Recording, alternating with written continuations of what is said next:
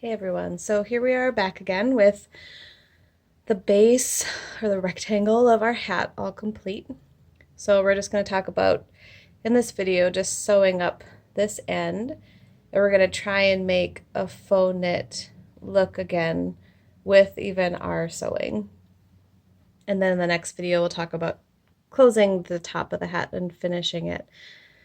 So here's where my last stitch ended, and what we're basically going to do, this is the loops left over from the chain at the beginning here, and then there's the row here we're going to sew onto this row.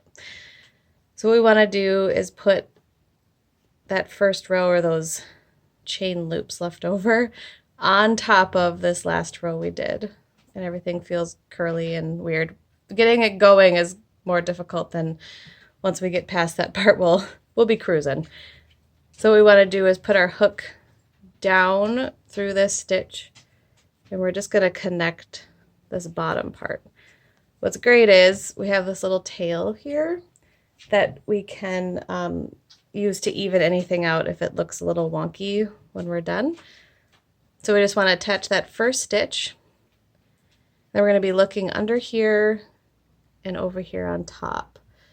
So there's our next chain. There's the next stitch below it. Put your hook through both. Find the end of your yarn, pull through to make a slip stitch. Find your next one, down into the chain, find the next stitch. And I'm going under both loops of the stitch just because I think it will make it straighter, but you can do whatever your yarn hook combination kind of demands of you. However, it's just going to look like this is sitting on top of everything else. I'm going to do a couple and then kind of show you what we're going for here.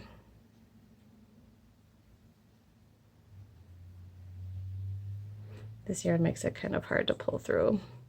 So you can see now here we've got our slip stitches that now look like our faux knit across the whole thing, if you can kind of see that.